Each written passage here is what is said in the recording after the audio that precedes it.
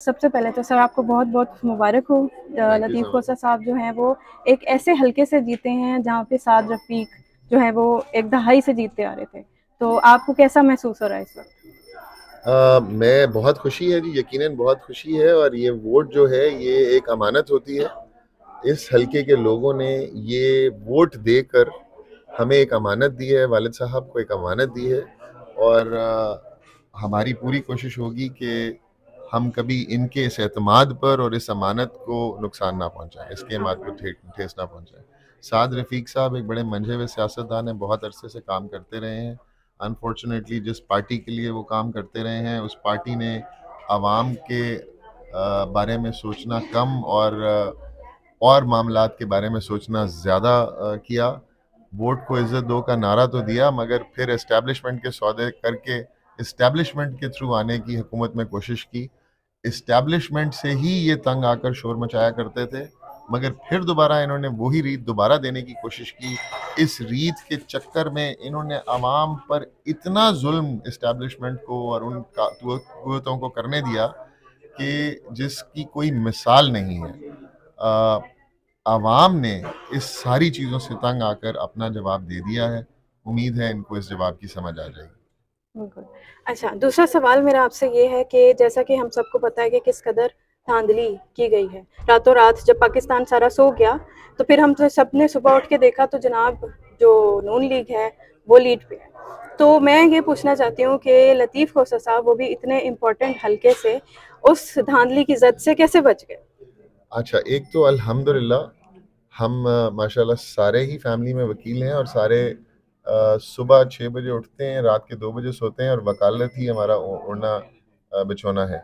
और हमारे दोस्त हमारे से क्योंकि हम इस फील्ड में 55 साल से ज़्यादा मेरे वालिद को हो गए हैं, मेरे भाई, मेरी फैमिली, मेरी भाभी, मेरी पूरा ख़ानदान इस सिलसिले से मुंसलिक है। हमारे दोस्तों ने हमारा साथ दिया, हमें ये पता था कि ये धांधली करेंगे और ये प्री पोल रिगिंग तो कर ही रहे थे, लोगों से निशान खींच रहे थे, लोगों को उठा रहे थे, लोगों को कैंपेन नहीं कर रहे थे, वो तो कर ही रहे थे।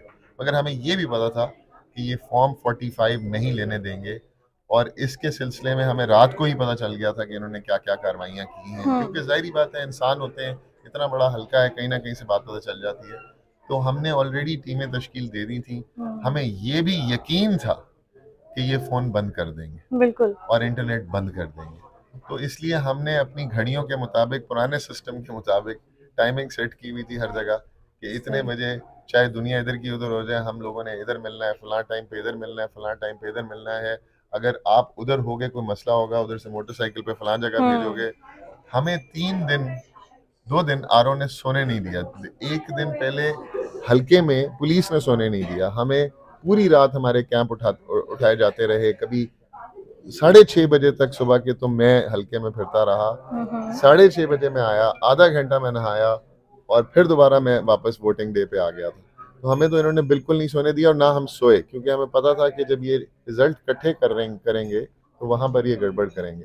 हमने अपने एजेंट्स को, जिनको इन्होंने एक रात पहले, जिनसे इन्होंने अथॉरिटी लेटर गायब करवा दिए थे, उनको हमने दोबारा इलेक्शन डे पे दोबारा उनको री किया और उनसे ये कहा कि जैसे ही आप हल्के से बाहर निकलोगे, इलेक्शन पोलिंग स्टेशन से बाहर निकलोगे, आप किसी भी पीटीआई के बंदे के घर चले जाना और वहां से हमें मैसेज कर देना, क्योंकि बाकी चीजें कम काम कर रही थी। हमने इसका तोड़ निकाला।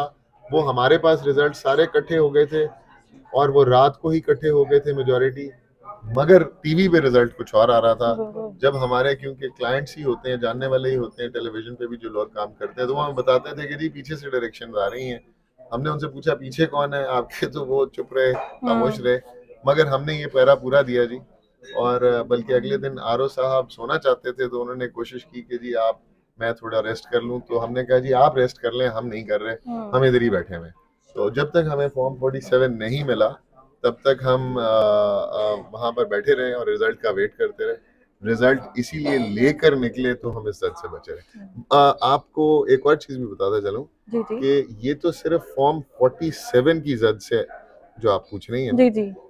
ये जितने वोट, अगर ये फ्रीली इलेक्शन होता और ट्रांसपेरेंसी के साथ होता और वोटर को उसका हक पूरे तरीके से देने दिया जाता, तो इससे रिजल्ट कई गुना ज्यादा डिफरेंट होता और पूरे पाकिस्तान में लोगों का रिजल्ट कई गुना ज़्यादा। जी, हमारी मुलाकात हुई है मोहब्बत करने वाले से, जिन्होंने उनकी खुशी में, उनकी जीत की खुशी में एक गाना लिखा है। आइए सुनते हैं उनसे ये गाना।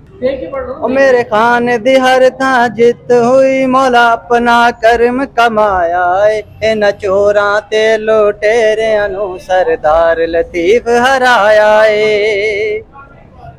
मेरे खान दी हर था जित हुई, मौला अपना कर्म कमाया है, न चोरा ते लुटेरे अनु सरदार लतीफ हराया है।